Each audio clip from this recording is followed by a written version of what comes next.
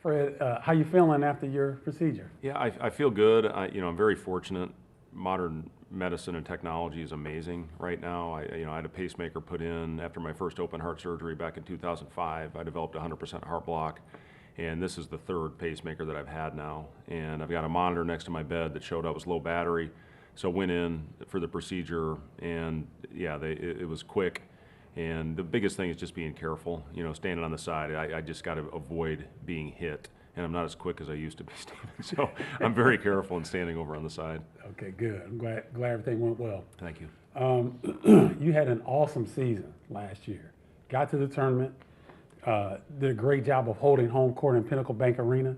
How do you build on that moving forward to this season? Yeah, it was a really fun team to coach. One of the more enjoyable years I've ever had, as far as having a group of guys that came into work every day. They had no agendas. They were unselfish. They found the right guy when they had it going. And, our big challenge now, we've experienced getting to the tournament. And, last year we only had one guy in our active roster that had played in the tournament. That was Juwan Gary when he was at Alabama. Mm-hmm. So, now we've got a group of guys, a lot of them have been there. Not only the guys we had back that played with Sam and with Juwan and with Bryce, but Aaron Eulis comes eligible. He played with Iowa's tournament teams. You've got other players that have been there, so that makes a difference, having that experience. It's such a different environment. You try to talk to your team about staying level, staying grounded, but there's so much that goes into playing in the tournament, and hopefully having a more experienced group will allow us to handle it the right way if we're fortunate enough to get back there. You've got one of the more unique players in the Big Ten, a guy who I love. I call him Junkyard Dog, Juwan Gary. What are some of the intangibles that make him so special? Yeah, I think that's the perfect word for him. Is he just does whatever it takes, whether it's going to get in a rebound. He's a very good offensive rebounder, getting extra possessions. Defensively, he's very versatile. I think he can guard 1 through 5. And then he just finds a way to put the ball in the basket. He had a career high in three-pointers made and attempted last year. He's worked tirelessly on that this summer and into the fall.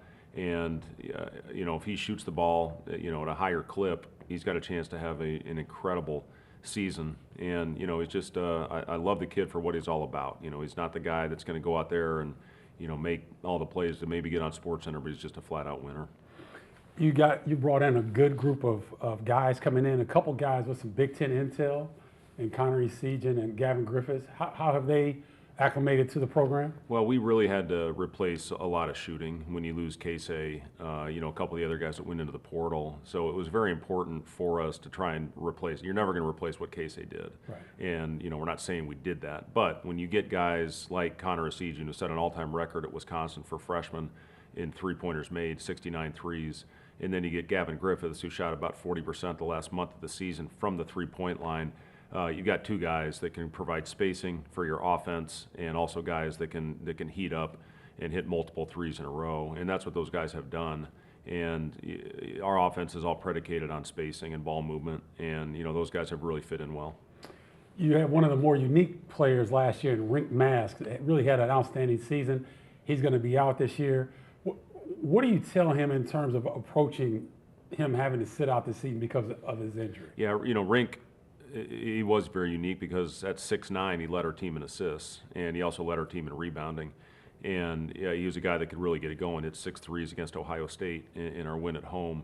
And you take a big part of our offense off the floor with Rink this year. Now he can still have an impact. He can still help the guys that we brought in really to replace him this season with Andrew Morgan and with Braxton Mia, and really try to help them and talk to them about the system.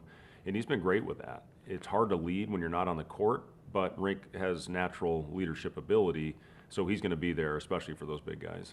And what's he studying? Because I think I heard you say something about Rink. Rink's going to be a doctor here. He's getting his PhD in December, so I'm proud of him, and he's going to be back on the floor next year and hopefully have the same impact that he had last season. Oh, that's great. Share with our viewers what makes Pinnacle Bank Arena so difficult to go in and get a win, because you guys held serve at home last year. Big reason why you got to the tournament. Yeah, it's really an incredible atmosphere, and especially for a bigger arena. Sometimes you get into those bigger arenas and maybe they don't have the same atmosphere as let's say Purdue, where everybody feels like they're right on top of you at Mackey Arena. But for us, our students are right behind the benches. They're down low. They stand the whole game. We sell out pretty much every game.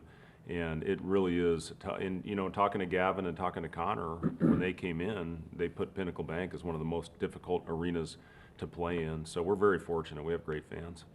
And what's it like as a staff to try to game plan and scheme against 4 new teams coming into the conference? What's that process like? Yeah, you're adding 4 great programs, historical programs, and I think more important than that, you're adding 4 great coaches that come into the league that all run very unique, different all have different unique styles, and it just makes a very difficult job even tougher when you add those programs to your league. But I think when you look at it, overall, it's great. It provides a lot of stability, and Big Ten now with 18 high-level teams, all across the board in all sports.